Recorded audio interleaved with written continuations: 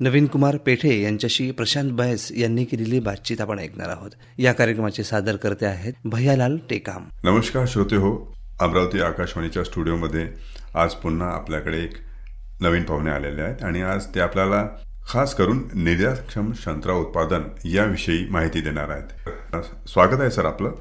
यांचं नाव आहे नवीन कुमार अरुण कुमार पेठे, जे भिवकुंडी मोर्शी तालुक्यात अमरावती जिल्ह्यातील एक कास्तकार आहेत आणि संत्रा हा कशा प्रकारे कशा पद्धतीने आपण निर्यातीसाठी बनवू शकतो याविषयी भरपूर काही माहिती सांगणार आहेत. नमस्कार सर. नमस्कार सर. आपण या कार्यक्रमाची सुरुवात करीत आहोत. माझा पहिला प्रश्न असा आहे की संत्रा जेव्हा आपण लागवड करतो त्यासाठी शेत कसं असावं? संत्र्याची लागवड करताना सर्वप्रथम जमिनीची निवड करणे अति आवश्यक आहे. कारण की जर संत्रा जमीन योग्य असेल तरच आपण निर्यात करण्याकरिता एक उच्च दर्जाचे चांगल्या दर्जाचे संत्रा उत्पादित करू शकतो. त्याच्यामध्ये आपल्याला सर्वप्रथम संत्र्यासाठी मध्यम काळी आणि हलकी आणि पाण्याचा निचरा चांगला होणारी जमीन निवड करणे आवश्यक आहे. जमीन ही जड चिकणमातीची किंवा पाणी साचणारी नसावी. जमिनीचा जो pH स्तर आहे तो 6 ते 7.5 असावा व खूप आम्लीय आणि क्षारीय नसावी. संत्रा झाडाला सर्वात जास्त नुकसान पावसाळ्यात अतिपावसामुळेच होतो, म्हणून जी आपली जमीन असावी ती निचरा चांगला होणारी आवश्यक असावी. ती पाणी झाल्यामुळे बऱ्याचदा म्हणजे संत्र्यावर रोगराई येऊ शकते असं तुमचं म्हणणं आहे? बरोबर. अच्छा सर, दुसरा प्रश्न असा आहे की संत्र्याच्या पिकासाठी वातावरण कसं हवं? संत्र्याच्या पिकासाठी जास्त टेम्परेचर नसावा. जर जास्त टेम्परेचर आलं तर थ्रिप्स आणि माइट्सचा भरपूर अटॅक होतो व संत्र्याला सर्वात जास्त जर आजच्या तारखेमध्ये घातक असेल तर ते माइट्स आणि थ्रिप्सच आहे. सर, हे थ्रिप्स आणि माइट्स काय आहेत? कसं असते की आपल्याला जर संत्र निर्यात करायचं असेल तर संत्र्याची जे छाल असते टर्फल जे असते, यस, तो पूर्णपणे निरोगी व चिकण्या छालकीचं असणे आवश्यक असते. पातळ आणि चिकन असणे आवश्यक असते. आणि थ्रिप्स आणि हे जे माइट्स असते हे संत्र्याला पूर्ण ओरफडून काढतात. त्याच्यामुळं संत्र्यावर जाल येतो आणि दिसायला संत्रा व्यवस्थित दिसत नाही, म्हणून त्याला आंतरराष्ट्रीय व राष्ट्रीय बाजारपेठमध्ये सुद्धा भाव मिळत नाही. अच्छा, म्हणजे त्याची क्वालिटी बरोबर येत नाही. क्वालिटी बरोबर येत नाही आहे. त्याला जर आपल्याला कंट्रोल करायचं असलं तर जेव्हा आपण जसं जास्तीत जास्त एक्सपोर्ट क्वालिटी ही आंबिया फळामध्ये आपण घेऊ शकतो. कारण की आंबिया फळ घेणे ह्या आपल्या हाती असते.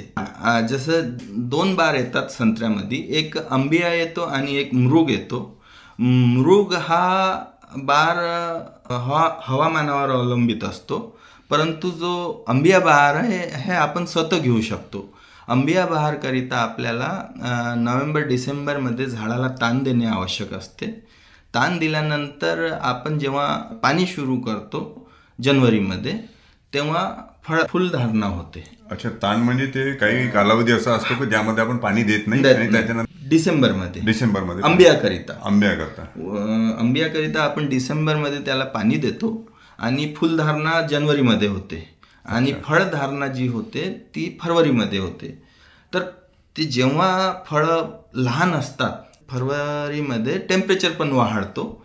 त्याच्यामुळे हे थ्रिप्स आणि माइट्स आणि इव्हन लीफ मायनर असे 3 प्रकारचे अटॅक संत्र्यावर होतो. त्यातच एक मावा आणि तुडतुडा पण होतो.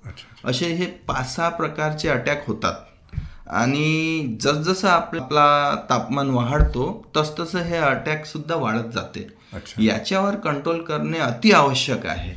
जर आपण याच्यावर कंट्रोल करू शकलो तर आपल्या फळाची क्वालिटी चांगली येते, म्हणजे निर्यातक्षम क्वालिटी आपल्याला मिळते. अजून एक प्रश्न असा आहे की बरेचसे शेतकरी असे म्हणतात की संत्रा हा पीक जो आहे आपल्या इकडे त्यावर चांगलं उत्पादन किंवा योग्य आपण म्हणतो भरपाई जी आपल्याला पाहिजे ती मिळत नाही, असं बऱ्याचशा शेतकऱ्यांचा एक नेहमी प्रश्न असतो. तुम्हाला काय वाटतं सर? हो, मागील अनेक वर्षापासून जे आपण हेक्टरी 25 ते 30 टनपर्यंत उत्पादन घेत होतो, मागील 10 वर्षापासून तो उत्पादन येत नाही आहे. त्याचे अनेक कारणं आहे.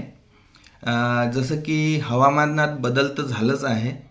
त्याच्यानंतर सगळ्यात मेन म्हणजे जी रोपं हे मागच्या काही वर्षात लावण्यात आलेली आहे ती रोपं रोगमुक्त नाही आहेत.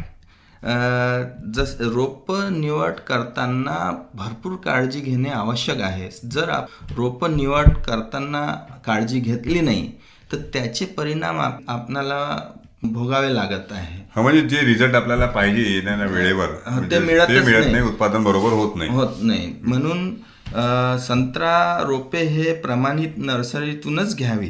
राष्ट्रीय बागायती मंडळ किंवा राज्य कृषी मान्यता प्राप्त नर्सरीच असावी जिथून आपण रोपे आणत आहोत. नर्सरीकडे रोपमुक्त रोपे असल्याचा प्रमाणपत्र आपण पाहावा. त्याच्यानंतर हे जी रोपे आपण आणतो ते रंगपुरी किंवा जम्मेरीवर लावलेलीच असावीत, कारण की हे रोपे प्रतिकारक व मजबूत दीर्घ आयु असतात. आणि जर आपण लागवड रोगट रोपापासून केली तर पुढील 5-7 वर्षापर्यंत बाग पूर्ण रोगग्रस्त होतो आणि अशा झाडांची फळधारणा आणि गुणवत्ता घटते आणि उत्पादन खर्च वाढतो. त्यामुळेच आपल्याला उत्पादन नाही होत आहे. चांगले रोपं लावणे फार गरजेचे आहे, ज्यामुळे एक आपल्याला येणाऱ्या काळात भविष्यात चांगल्या प्रकारे उत्पन्न मिळू शकतो. सर, याची जी प्रक्रिया असते, जे वृक्ष लावण्याची असते, 2 झाडांमधील अंतर किती पाहिजे, पाणी कसं काय त्यांना द्यावं, कोणतं खाद द्यावं, याबाबत तुम्ही सांगाल काही? याच्यात सर्वप्रथम 2 प्रकारे वृक्ष लागवडी करण्यात येते. एक इंडो इस्रायल पद्धत आहे आणि एक आपली जुनी पद्धत आहे. आपल्याकडे मॅक्झिमम 90% आपल्याच पद्धतीनुसार झाडं लावण्यात आलेली आहे. याच्यामध्ये 18x18 वर झाडं लावण्यात येतात. त्यामुळं आणि जी दुसरी पद्धत आहे इंडो इस्रायल, त्याच्यामध्ये 20 बाय बेड करून 20x6 फूट बाय 20 फूट अशा अंतरावर झाडे लावण्यात. तर झाडं जास्तीत जास्त तर जी आपली पद्धत आहे जुनी तशी लावली, जर रोप चांगली असली तर त्या पद्धतीनं लावणं आजही लोकांना फायदेकारक आहे. येणाऱ्या काळात आपल्याला चांगलं उत्पादन देऊ शकतो. कारण की अगर आपण बेडवर इंडो इस्रायल पद्धतीनं समजा झाडे लावली तर त्याला प्रत्येक वर्षी प्रुनिंग करणे, छाटणी करणे अति आवश्यक असते. उत्पादन पण वाढतो, पण त्याची प्रॅक्टिसेस खूप जास्त आहे. जे आपल्याकडे सध्या चलनात नाही आहे. तर त्यामुळे आपल्याला जुन्या पद्धतीने आपण ती लागवड केली तर ती चालू शकते. ते चालूच आहे. फक्त त्याच्यात काय होऊन राहिलं, सध्या काही वर्षापासून पावसाळ्यात पाऊस भरपूर जास्त होऊन राहिलं आणि त्याचं पाण्याचं निचरा योग्य प्रकारे करण्यात येत नसल्यामुळं आपली गुणवत्ता आणि प्रोडक्शन फार कमी झालं. तेच झाडं समजा इंडो इस्रायल पद्धतीनं बेडवर लावलेले असले तर हे जे जास्ती पावसाळा येतो याचा परिणाम त्याच्यावर कमी आहे.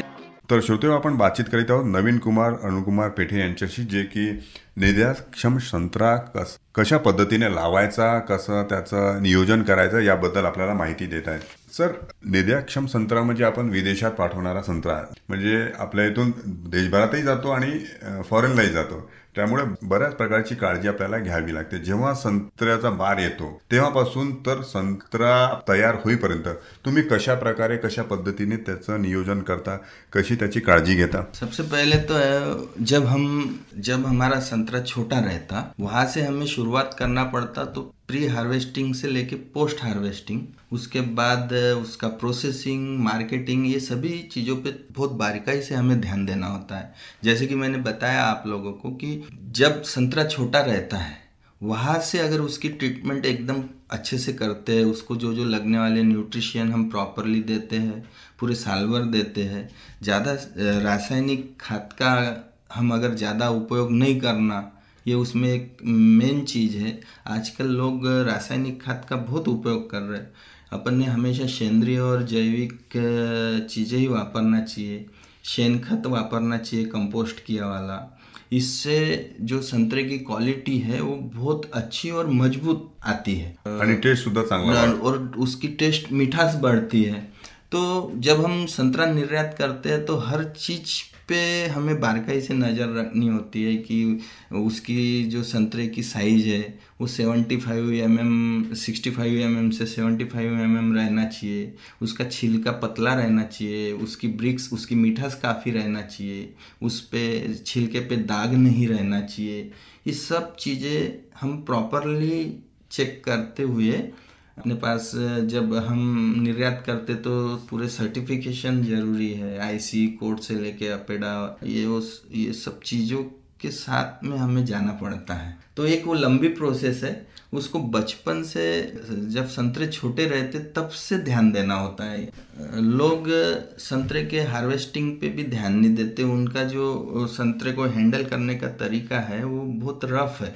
अभी तक ऐसी कोई एसओपी बनी नहीं है कि भाई संतरा जब हम झाड़ से तोड़ते तो उसके 15 दिन पहले उस पर कौन सा फवारा मारना चाहिए, तोड़ते वक्त क्या प्रिकॉशन लेना चाहिए, संतरा तोड़े बाद उसको छाँव में ही रखना चाहिए, उसकी हैंडलिंग एकदम कांच जैसी।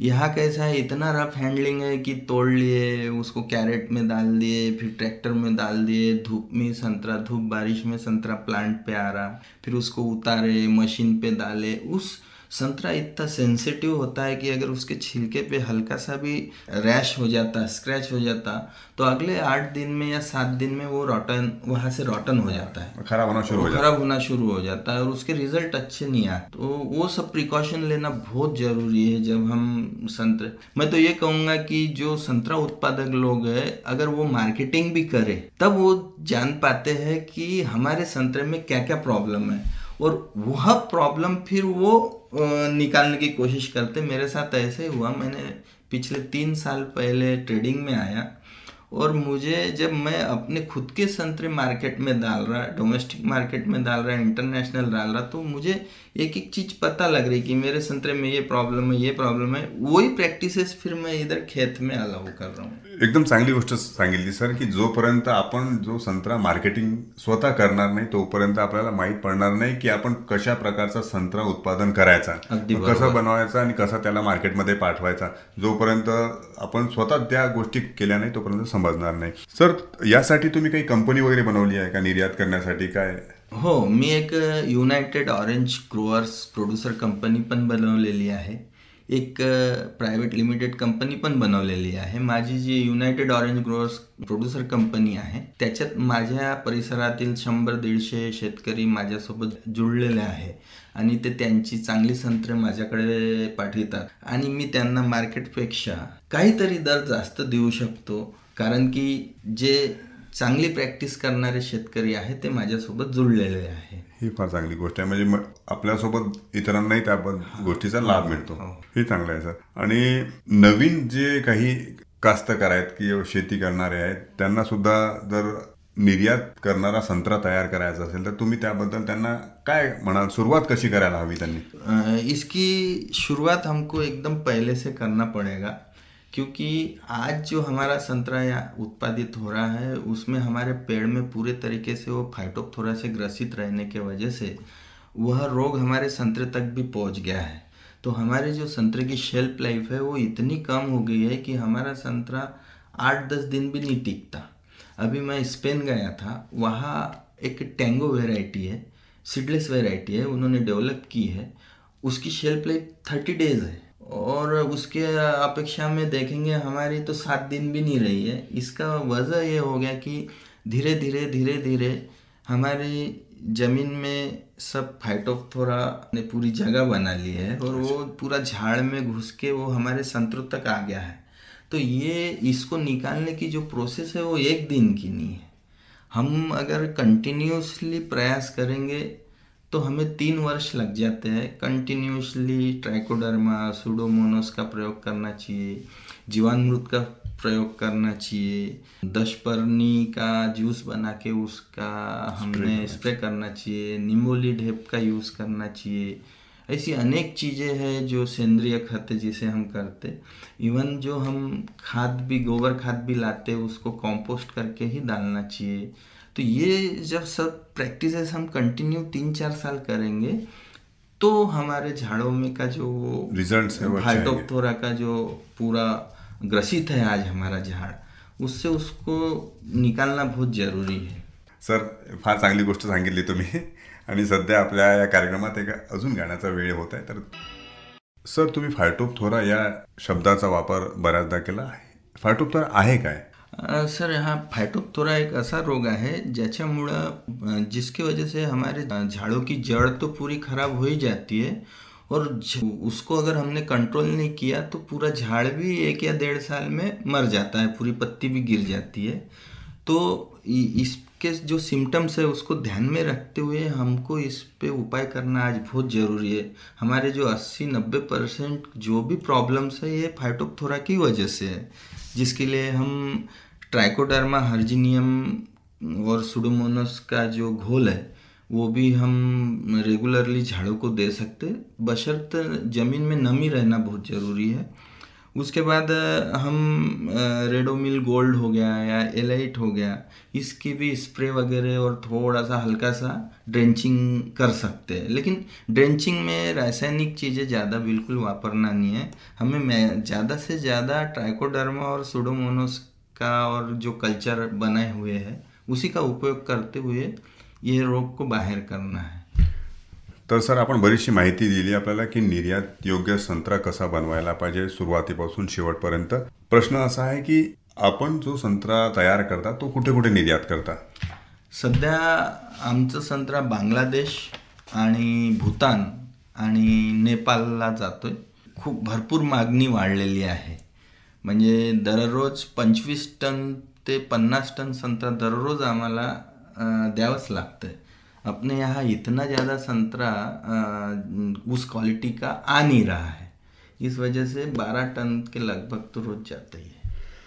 सर, जाता जाता अजून एक प्रश्न असा आहे की संत्र्याचा साईज, त्याची ब्रँडिंग, त्याला कशा प्रकारे निर्यात करावं याबद्दल तुम्ही काय माहिती सांगाल?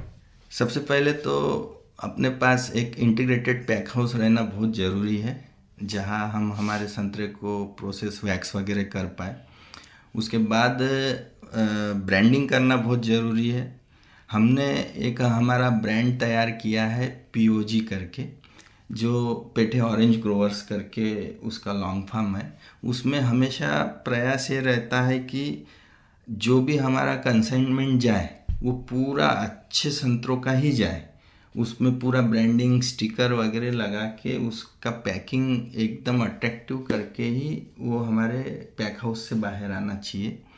उसके बाद हमारे यहाँ पैक हाउस की बहुत ज़्यादा कमी है, बहुत पैक हाउस की ज़रूरत है. तो अगर और भी फार्मर प्रोड्यूसर कंपनियाँ अगर पैक हाउस डाले और ख़ुद काम करे तो उन्हें और बाकी भी फार्मर्स को ये समझेंगे कि हमारे संतरे हमको किस क्वालिटी के लेना है और उसको मार्केट में क्या क्या तकलीफें आ रही वो जानते हुए फिर हमारी प्रैक्टिसेस भी सुधरेंगी और हमें मार्केट का भी नॉलेज रहेगा. आज सबसे ज़्यादा दिक्कत ये है, एक मैं बताना भूल गया कि हमारे जो संतरे के पेड़ खराब हो रहे हैं उसके पीछे सबसे बड़ी दिक्कत ये है कि भाव कम रहने के वजह से लोग हार्वेस्टिंग बहुत लेट कर रहे हैं.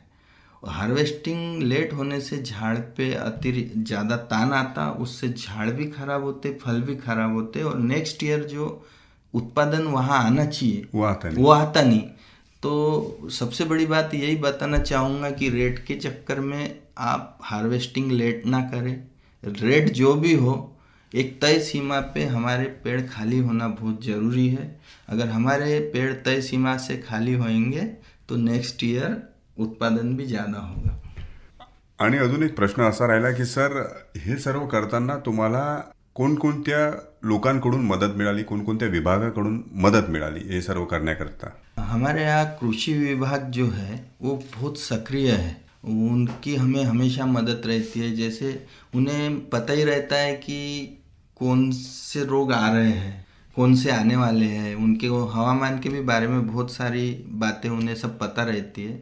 उसमें एक आत्मा करके भी एक ये है, ये लोग हमें काफ़ी मदद करते हैं कि फवारे से लेके हवामान से लेके जो जो तकलीफें आ रहे वो इनके पास सब्सिडी भरपूर है, प्रोजेक्ट्स है, प्रोजेक्ट बताते हैं। हमें अगर कोई भी प्रोजेक्ट करना है तो उसका इनके पास पूरा डेटा है, वो पूरे तरीके से वो चीज़ें हम लोगों से करवा लेते हैं। बहुत बहुत धन्यवाद सर. आज आपण इथे आलात आणि निर्यातक्षम संत्रा उत्पादन कशा प्रकारे करावं याबद्दल आपण माहिती दिली. धन्यवाद. श्रोते, आत्ताच आपण नवीन कुमार पेठे यांच्याशी प्रशांत बैस यांनी केलेली बातचीत ऐकली. या कार्यक्रमाचे सादर करते भैयालाल टेकाम.